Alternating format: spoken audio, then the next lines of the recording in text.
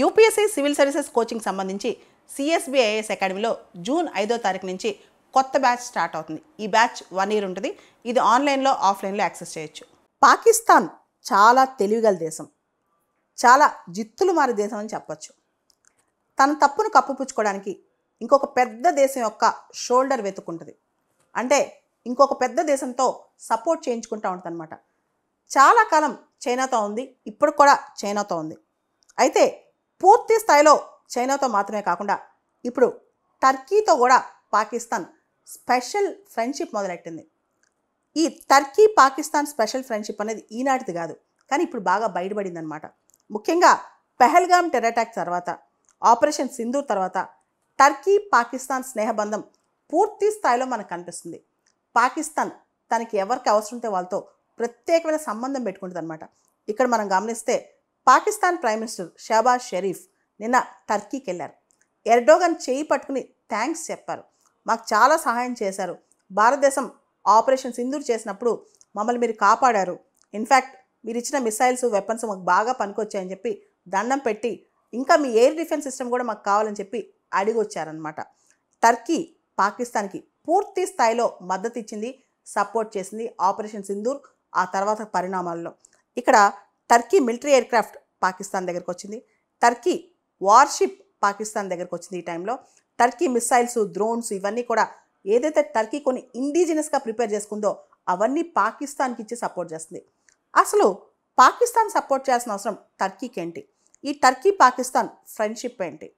ఇక్కడ Turkey Pakistan friendship కానీ లేదా టర్కీ ఇండియాతో వ్యతిరేకత కానీ ఈ రోజుతో స్టార్ట్ అయింది కాదు. ఎప్పటి నుంచో టర్కీ కాశ్మీర్ ఇష్యూ చాలా సంవత్సరాలుగా ఐక్యరాజ్య సమితిలో లేపుతూనే ఉంది. అంతేకాదు రీసెంట్గా భారతదేశం ఆర్మేనియా, ఒక క్రిస్టియన్ దేశం అనమాట, ఆర్మేనియాకి వెపన్స్ బాగా అమ్మింది. ఇండియా ఈ మధ్య డిఫెన్స్ ఎక్స్పోర్ట్స్ మీద చాలా ఫోకస్ పెట్టిందనమాట. ఆర్మేనియాకి వెపన్స్ చాలా ఎక్కువ అమ్మింది. మనకు తెలుసు ఆర్మేనియా అజర్బైజాన్ మధ్య గొడవ అవుతుంది. ఆర్మేనియా ఒక క్రిస్టియన్ కంట్రీ, ఎక్కువగా క్రిస్టియన్స్ ఉన్న కంట్రీ. అజర్బైజాన్ ఒక ఇస్లామిక్ కంట్రీ అనమాట, ముస్లిం కంట్రీ. సో అజర్బైజాన్ టర్కీ చాలా క్లోజ్. ఇప్పుడు అజర్బైజాన్ టర్కీ ఈ రెండు కూడా పూర్తి స్థాయిలో పాకిస్తాన్కి సపోర్ట్ చేస్తున్నాయి. సో ఇదే కాదు, 2023లో మనం చూస్తే G20 సందర్భంగా India middle east Europe economic corridor ఇది కూడా మనం ప్రపోజ్ చేసాం. దీనిలో కూడా మనం టర్కీని అవాయిడ్ చేసాం, ఎందుకంటే టర్కీని మనం ట్రస్ట్ చేయలేం. పాకిస్తాన్ చాలా క్లోజ్. టర్కీ ఎప్పుడో ఒకటి క్లెయిమ్ చేసుకోవాలనుకుంటుంది తాను ఇస్లామిక్ వరల్డ్కి లీడర్ అని చెప్పి. ఇక్కడ సౌదీ అరేబియా, టర్కీ, ఇరాన్ ఈ 3 దేశాలు ఇస్లామిక్ వరల్డ్కి లీడర్ నేనంటే నేనని చెప్పుకోవడానికి బయలుదేరుతుంటాయి.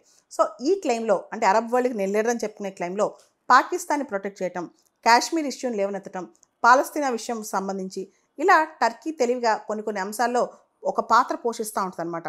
ఇప్పుడు కూడా పాకిస్తాన్ సపోర్ట్ చేయడానికి కారణం ఇస్లామిక్ వరల్డ్కి నేనే లీడర్ అని చెప్పి ఎర్డోగన్ ప్రకటించుకోవడానికి అనమాట.